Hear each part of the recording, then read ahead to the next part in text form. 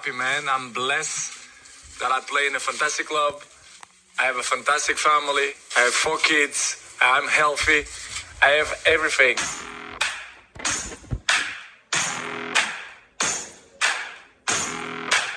Winner of a record-breaking 5 Ballon d'Ors. I deserve. Last year I deserved more, so I'm really pleased for that. A total of 29 international and national trophies. It's my first Champions League. I feel fantastic. It's a great moment for me. And over 700 career goals are just some of the achievements Cristiano Ronaldo has accumulated in his 17 years playing professional world-class football. All records of Real Madrid, he's still scoring the goals. These guys are just unbelievable. His creativity, speed and vision helped him to become one of the greatest players of all time. Prepare always in the same way. It doesn't matter which team I'm going to play against. My focus is always the same. From Portugal's Sporting Lisbon to England's mighty Manchester United to the Spanish powerhouse Real Madrid. And now Italy's great Juventus. Ronaldo has shown that nothing can slow him down, as he still puts in award-winning performances week in, week out. He's one of the best players of all times, and nobody can tell different than that. Witness the journey of Portugal's prodigy and his journey to becoming champion of the world. I'm happy, but the future, you never know. This is the man known as CR7. I want to carry on like that, year by year. This is Cristiano Ronaldo.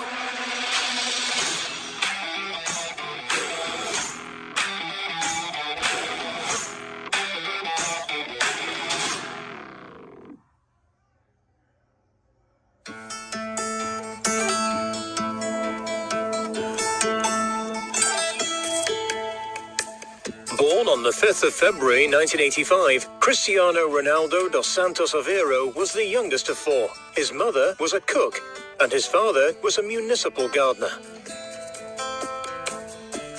His family lived in the now popular tourist destination Madeira, a small island just off of Portugal. But Madeira in 1985 was a poverty-stricken place to live, with a very small community. Ronaldo stated that his family lived a humble life, one that certainly wasn't filled with glitz and glamour. Well, Cristiano is born into quite a big family on the island of Madeira and living in Funchal. And I don't think you could say that Madeira is in the middle of the Atlantic, because it isn't, but it's far removed from mainland Portugal. This is not like being brought up in Lisbon or Porto or one of the main cities. It will feel very, very different from the Portuguese mainland. It's a very small community. And Cristiano's out there playing with his family, playing with his friends on the streets of Madeira, and gets involved in the local club. His dad is a part-time kit man with the local club. So he's born into a family which has some footing within the game, of course. So he's brought up by a football-loving dad, which is massive, of course, for little Cristiano as he begins to hone his skills on the streets of Funchal. And he's in the local youth club and learning his skills. And this would feel a million miles away from the bright lights of the big European clubs to which he would aspire to play for. At the age of 8, Ronaldo signed to his first youth team at Arena, where his father was a part-time equipment manager. Playing on both the street and the pitch, football had now become an obsession to him. At 10 years old, Ronaldo then moved on to one of the biggest clubs on Madeira, Nacional. But whilst playing there, he was spotted by a football scout. And at just the age of 12, Ronaldo was chosen to trial out for the Portuguese giants Sporting Lisbon. I think it's obvious really early on that Ronaldo has an incredible talent. Well, that's obvious to his family, obvious to his teammates, obvious to everybody around him. And whilst Madeira might be a long way removed from the Portuguese mainland, of course, the big clubs of the Portuguese mainland are very much across what is happening, and they're very happy to go and find out about somebody causing such a stir, even on the island of Madeira out in the Atlantic. And at the age of 12, Sporting invite Ronaldo to Lisbon.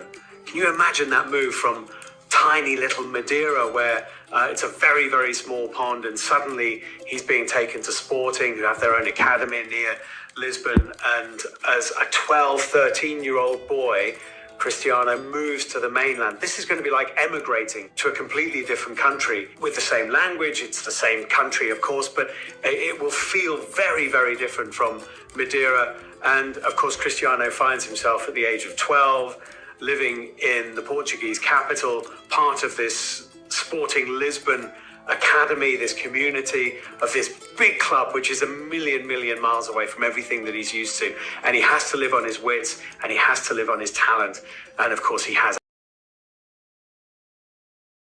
Moving to the mainland wasn't easy for Ronaldo, however, as it meant he had to live away from his family. Ronaldo stated that the early days were tough, and every day he felt homesick. But despite that, Ronaldo continued to press on with his career in Sporting Lisbon. Ronaldo was a key player for the Sporting Lisbon youth team. He was highly competitive, skillful, and his talent was visible to everyone who attended. Teammates also stated that his ability and play style was different to anything they had seen before. He possessed something special and was a clear star in the making. This talent was noted extremely early on by Sporting, and it wasn't long before Ronaldo's career would start to blossom into something great.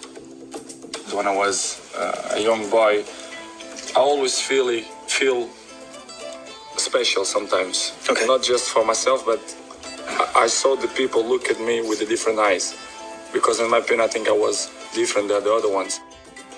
Often at a big football club, when they come across an extraordinary talent, they'll try to manage the development of that talent very, very carefully. Think Ryan Giggs at Manchester United. It's a measured and a managed rise to the first team. That didn't happen with Cristiano Ronaldo at Sporting. We can make the analogy, if you think about it, as perhaps taking the cork out of a bottle of wine, putting it at the bottom of a sink full of water and telling it not to rise to the top. When you let go, what's it going to do? It's going to shoot to the top. And that is what Cristiano did at Sporting. This incredible season where he plays for the under-16s, the under-17s, the under-18s, the B team and Sporting's first team, all in the same season, which is incredible. He has literally flown from the bottom of that sink to the top of the water and shot almost beyond it. But it's an incredible and unstoppable rise into Sporting's first team based on his athleticism, his pace, his dribbling. He is irrepressible at this age. You cannot stop him making that Sporting first team. Ronaldo's 2002-2003 season at Sporting Lisbon really put him on the front pages in Portugal. His performances were also garnering lots of attention abroad. Near the end of the season, transfer rumours were spreading all over Europe. Representatives at Liverpool, Arsenal and Barcelona were all showing interest in signing the teenage prodigy. But it wasn't until a pre-season match in 2003 where Ronaldo really set himself out as being something special. This match was against Manchester United and would go on to change his life completely.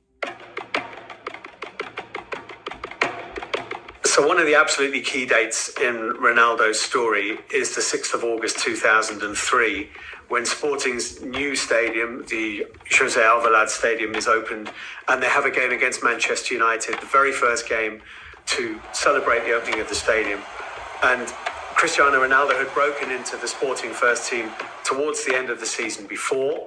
This is in the new ground, it's Manchester United, and he is incredible in this friendly game. And the story goes that at half-time, the Manchester United players have been given the runaround by this kid that they know almost nothing about, so much so that they are walking in the dressing room at half-time and saying to the Manchester United manager, Alex Ferguson, you have to sign this boy. John O'Shea, experienced Manchester United defender, was twisted inside out in the first 45 minutes by Ronaldo, an extraordinary performance. And the story goes that Alex Ferguson got onto the United kit man, told him to find Peter Kenyon, the chief executive of the club, and to immediately begin negotiations with Sporting during the second, before anybody else did.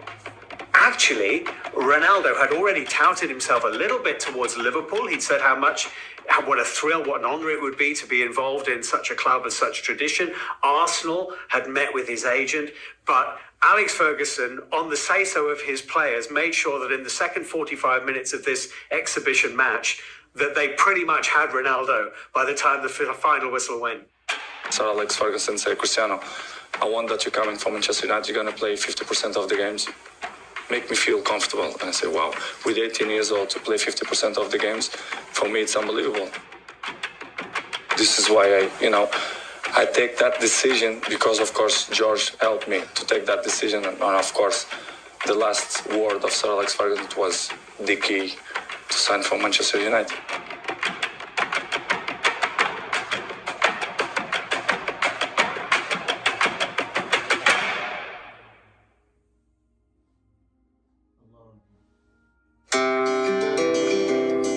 Manchester United was his new home, a big moment in Ronaldo's life, a chance to really prove himself on the world stage, playing for such a prestigious club. By joining the club, Ronaldo was handed the number 7 shirt, a shirt number that had been worn by iconic United stars such as David Beckham, George Best and Eric Cantona. The pressure was on, and at only 18 years of age, a lot was expected from the teenager. So when he arrives at Manchester United and Old Trafford, you have to remember that David Beckham had just left for Real Madrid, and Beckham was the star amongst the dressing room of stars. So Manchester United is missing one of its constellation, the biggest planet, if you like, in its constellation. Now, we now know, of course, that Ronaldo came in and eclipsed even what David Beckham did at Old Trafford. But at the time, he comes in as this skinny, scrawny teenager, the most expensive teenager ever in English football, around £12.5 million. And what does Ronaldo do? He puts on David Beckham's number 7 shirt. And that tells you an awful lot about Cristiano Ronaldo. Even at that age, he is willing to pull on the number 7 shirt, which not only Beckham had worn, of course, but if you go back, Eric Cantona had worn that shirt. This is the iconic shirt at Old Trafford. And the first thing Ronaldo does is accept that number. That takes some confidence. On the 16th of August 2003, Cristiano Ronaldo made his debut for Manchester United, playing against Bolton at home. In the 60th minute, he came on to a standing ovation, replacing Nicky Butt. Fans throughout the later part of the game were chanting Ronaldo's name as he brought a newfound energy to the team. So I think United's plan with Ronaldo was to probably try and introduce him gently into the English league. This is a new country, he's mastering a new language brilliantly. And I think that was Alex Ferguson's plan, to try and treat him in much the same way as he had with Ryan Giggs, to use him sparingly. But again, you just can't do that with Ronaldo. George Best said that Ronaldo's debut for Manchester United was one of the most exciting he'd ever seen. When George Best says that about an emerging player, then everybody will obviously sit up and take notice. Manchester United went on to win the game 4-0. And although Ronaldo didn't get his name on the score sheet, he did help get the ball forward multiple times, thanks to his brilliant dribbling skills and his speed. He did, however, help set up United's second goal. So by this time, Ronaldo's trademark abilities are beginning to come to the fore, and they're obviously his physique, which he's worked on throughout his career. He has this incredible strength, unbelievably quick feet. He has feet like a conjurer's hands. His change of pace is incredible. His top speed is unbelievable. He is now eclipsing what Ryan Giggs did on the left wing for Manchester United. Cristiano Ronaldo is doing and more on the right-hand side. His skill set is unbelievable, and he is literally embarrassing some of the best defenders in the Premier League week after week with tricks and skills and pace and strength which they just have not seen before, they've not experienced before, and they cannot live with. Very quickly, Cristiano Ronaldo is one of the best players in the new league. Ronaldo's first season at Manchester United really got his name in the headlines, despite the fact he was only playing 50% of the matches. But after only 3 months in the first team, Ronaldo got his first goal against Portsmouth. The goal was scored from a phenomenal free kick, sailing past the goalkeeper and finding itself into the top right corner of the net. Not only had Ronaldo shown he was a great all-round player, he had also showed off how precise he was at taking free kicks. It is Ronaldo, and it's in! Old Trafford salutes their new number 7. It's really appropriate, I suppose, that his first Manchester United goal would be a free kick, because this is what Ronaldo became known for above all else, I suppose. And he scored in a 3-0 win against Portsmouth. Of course, I suppose when you sell David Beckham, which Manchester United had, you're selling your set-piece taker. So there was a vacancy there, some very talented candidates to fill that vacancy. But very quickly, Ronaldo proved to his teammates, the likes of Paul Scholes and others who might have fancied that role, that he could do things with a free kick which nobody else could. His free kicks became a trademark, and in 2008, he scored one of the best free kicks ever seen against Portsmouth. This 30-yard free kick became known as the knuckleball free kick. One of the greatest Ronaldo set pieces for Manchester United would have to be one against Portsmouth at Old Trafford in the 2007-8 season, when David James, very highly respected Portsmouth and England goalkeeper, is completely bamboozled by what Sir Alex Ferguson described, I think, as the greatest free kick goal he'd ever seen. And I was there at Old Trafford on that day describing this game, commentating on the game, and there was a silence almost as the ball hit the net, split-second silence before an eruption of joy and ecstasy, and people rubbing their eyes at something that they'd really never seen before. This was one of the great free kick goals that struck a crowd dumb for a split second before the celebrations began.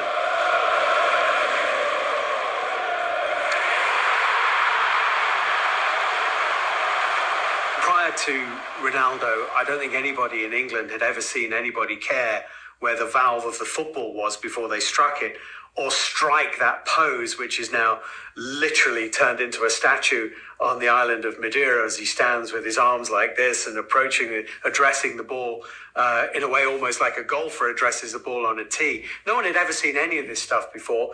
People had seen people take free kicks, curl it off the inside of their boot, or even perhaps curl it off the outside of the boot. And of course, Ronaldo can do that. But he introduced this technique of striking through the ball with the laces and making the ball dip in a way which goalkeepers hadn't really experienced before. And of course, the whole free kick has become Ronaldo's trademark. People have copied it. People have tried to do what he does with the ball. He still does it better than anybody else. And he more or less invented this way of approaching the ball. That is all Cristiano Ronaldo. Ronaldo amazingly ended his first season in the Premier League an FA Cup winner, beating off Millwall in the final. Ronaldo helped score the opening goal, which inspired the team to victory. At just the age of 18, Ronaldo was a key player for United, and he had also won his first trophy in England.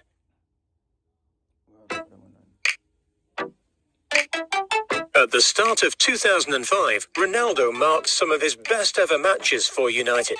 In their game against Aston Villa, Ronaldo went on to produce a goal and an assist, dramatically changing the energy of the team and helping them to go on to win 3-1 at home. The second standout game was against United's biggest rivals at the time, Arsenal. In this game, Ronaldo once again brought a whole new energy to the team and went on to score twice, helping United to go to beat their biggest rivals 4-2 away. Ronaldo was becoming a fan favourite at Manchester, as well as the most recognisable player in English football.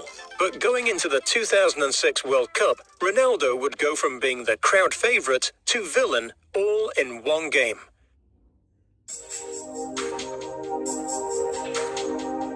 So when the 2006 World Cup began, obviously Cristiano Ronaldo is fated across England and now across Europe as one of the greatest players in the world. And there's huge anticipation about what he might do at the World Cup. And of course, this enormous clash between England and Portugal in the quarter-final. Ronaldo against Rooney, his Manchester United teammate, and the two continents collide in an almost inevitable and certainly unforgettable way. So Rooney, who's always had a bit of a short fuse, ended up fouling and treading on Ricardo Carvalho, the Portuguese defender, and he was obviously in trouble.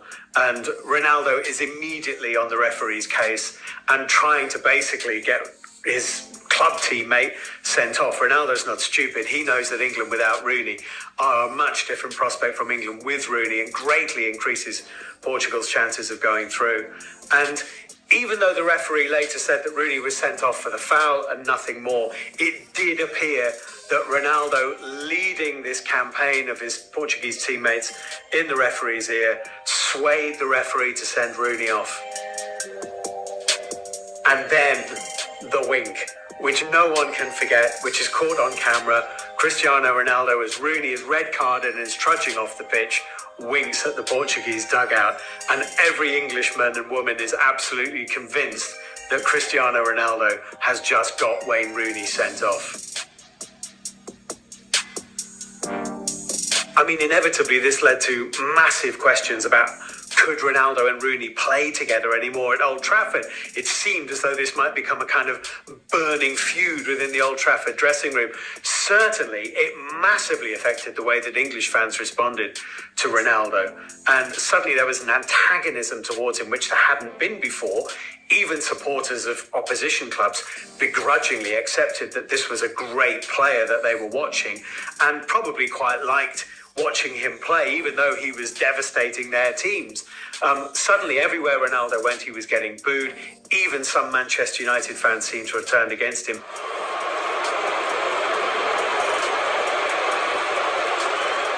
And it must have taken an enormous strength of character on Cristiano Ronaldo's part to get through that season, where he had become a pantomime Premier League villain. Despite the hate directed towards Ronaldo returning from the 2006 World Cup, his 2006-2007 season was filled with record-breaking moments. He broke the 20-goal barrier for the first time, achieved his 50th goal for Manchester United, won Young Player of the Year, the FWA Footballer of the Year award, and on top of all that, helps United win the Premier League title, helping him become a Premier League champion.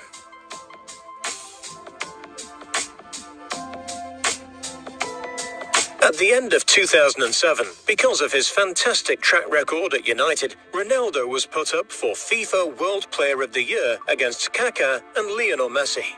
He was also up for his first Ballon d'Or trophy alongside this, but unfortunately came as a runner-up to Kaká and third place in the FIFA World Player of the Year. Despite this fact, at the age of just 23, Ronaldo had become one of the best players in the world. But things were to only get better for Ronaldo in 2008.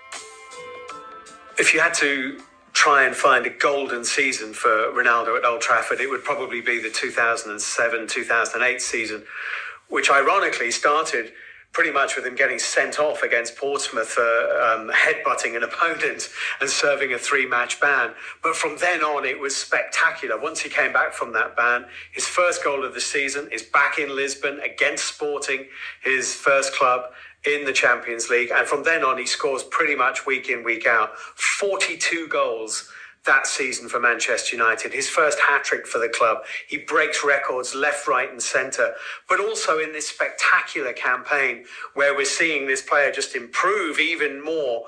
There are the first whispers about Real Madrid. Ronaldo was breaking records left, right and centre. He continued to be a talking point all over Europe and was easily regarded as one of the best players Manchester United had ever seen. The only thing left for Manchester United in the 2007-2008 season was to win the Champions League. At that time, Manchester United were overhauling Liverpool's record of domestic titles in the Premier League. And of course, then the great rivalry between the two clubs demanded that they win the European Cup and try and close the gap between Manchester United and Liverpool in terms of European Cup and Champions League victories. So this becomes a real focus for Alex Ferguson. They hadn't won the Champions League since 1999. And of course, Cristiano Ronaldo is very, very aware that you are never going to be seen as being one of the world's great players if you don't have a Champions League win. Beating Messi's Barcelona over 2 legs in the semi-final, of course, would have given Cristiano Ronaldo immense personal pleasure. And then they go to Moscow to face Chelsea in the final. Chelsea, who were the new kids on the block in terms of the power base in English football, with Roman Abramovich financing the club, and what a great side they were. So the game itself, two sides who know each other so well. Ronaldo perhaps inevitably breaks the deadlock, puts Manchester United in front, but Chelsea are strong and Frank Lampard equalises, and there's really almost nothing to choose between the two sides. And it goes deep into the night, into a penalty shootout, where Manchester United finally come out on top. Ronaldo can celebrate being a Champions League winner, but Ronaldo is the only Manchester United player to miss from the penalty spot in the final, which probably dampens his evening to a certain extent. Saved it! Some things are just meant to be. The man who has been unable to stop scoring all season stopped halfway through his run-up, and Petr Cech kept him out. But he finally has that Champions League winners' medal, and Manchester United have the trophy for the first time in almost a decade. Well, this happened. You know, everyone wants to score a penalty, but it's a great feeling when you know the team win in a penalty. It's a great moment. The win thrilled him. He was now a 3 times Premier League winner, 3 times top goalscorer for Manchester United, Player of the Year, and now Champions League winner. Well, the feeling is great. It's my first Champions League. You know, I feel fantastic. It's a great moment for me. I look very forward to win this trophy. You know, it's magnificent. Yeah, can you show it to us? Yeah, see? It's not bad going, is it? No, it's very beautiful.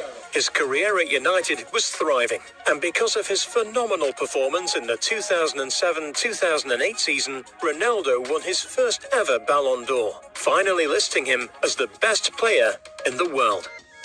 Of course, Ronaldo has always been intensely aware of his impact on the world game and his status amongst his contemporaries. And at that time, his contemporaries at the very top of the game were Lionel Messi and Kaká. He finished second to Kaká in the Ballon d'Or in 2007. So to win his first Ballon d'Or in 2008 would have been absolutely huge for Ronaldo personally, huge for English football as well, actually, and for Manchester United, who had to go back 40 years to George Best for the last Manchester United player to win that award. And to finish and be voted ahead of Kaká and Messi would have been something that Ronaldo was absolutely desperate to do. But because of this recent Ballon d'Or and incredible form on the pitch, rumours were spreading that Ronaldo was looking to move clubs. Manchester City, who were under new ownership, were announced to be looking at buying him into the team. Money, no problem for you. What if, for instance, Ronaldo became available? He's with your great rivals, Manchester United. Would you pay for him 70, 80 million pounds, 100 million pounds? This is a decision will be taken with the club manager, Mark Hughes. And if the club manager would like to have Ronaldo on board with Man City, we're going to secure the finance between equity and debt for it. But how much would you pay? Would you pay something like 60 or 70 million pounds for him? It depends if he were to be paid that money, why not? But those rumours got quickly shut down by Ronaldo, who stated he wasn't going to leave the club. Final question from me. Are you going to stay at Man United, or are the rumours about you going true? I stay. So recent history at Old Trafford had taught us that Sir Alex Ferguson would never allow anyone to become bigger than Manchester United. David Beckham had been sold for exactly that reason, because his stardom had become a distraction. And maybe the same thing was beginning to happen with Cristiano Ronaldo, now the Ballon d'Or winner, and the focus of every game that Manchester United played, all the talk, all the headlines, all the speculation whirring around Ronaldo was probably getting under Alex Ferguson's skin. What do you think about the possibility we will place in Madrid next year? You use some idiots in this place, don't you? They're everywhere. I thought it was just England that had them. If you want to put a bet on it, I'll put a big bet on you. And I guess if you're going to leave Old Trafford and leave Manchester United, arguably, if you're going to go up, there's only really one place you can go, and that place is Real Madrid.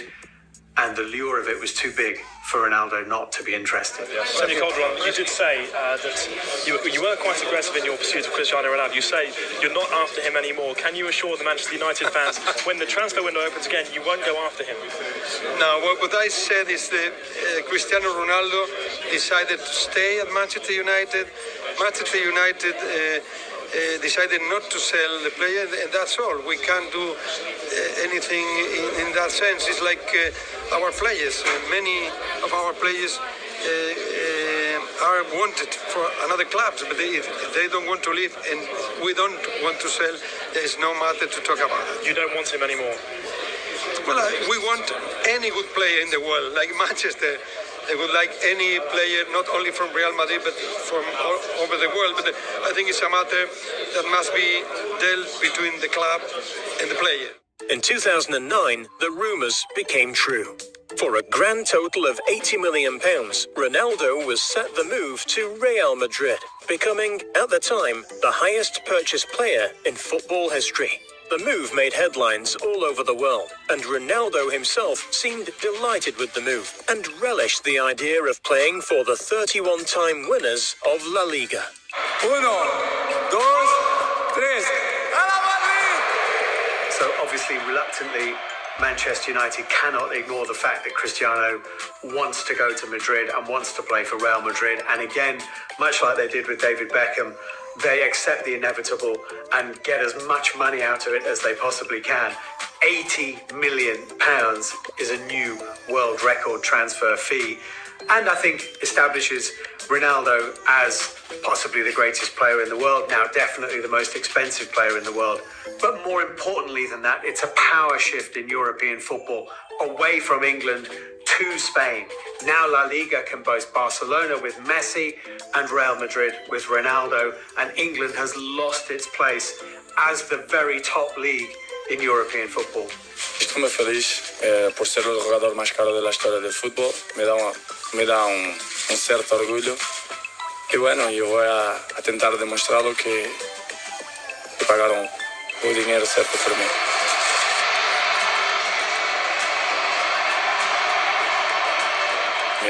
Me ha encantado con todo eso. Yo no esperaba que iba a estar lleno el estadio. Por eso, como debe imaginar, la sensación es muy buena. Era un sueño para mí. Y entrar ahí y ver el estadio lleno fue impresionante. It's not easy situation. I'm arriving in Manchester when I'm 18 years old, and I've been there 6 years. I think it's a lot of time. I win many things there, collective and individual trophies and awards. And I met very good people there, good friends. And it's not easy, but you know, the life is a challenge, and I'm a challenger man. And I think it's a good move. I'm here in Madrid. I'm training with the best players in the world, and I don't care about the other teams. I try to focus in Madrid, to be a good trainings, to build up my form, and to do my best when I start the season. This is what I want.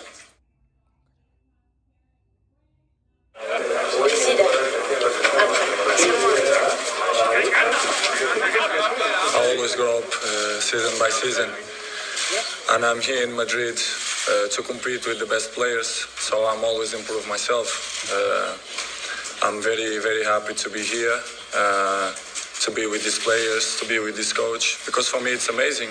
I always learn something, and I want to carry on like that, year by year. So for £80 million, Real Madrid think they're buying the best winger in the world. Very quickly, it becomes evident that they've bought the best centre-forward in the world, because Ronaldo, from his base of scoring ridiculous number of goals for Manchester United from the wing, ends up scoring even more goals for Real Madrid as a centre-forward. And one of the things we begin to see, which perhaps we hadn't seen so much in the red and white of Manchester United, is that Ronaldo is also an incredible header of a ball.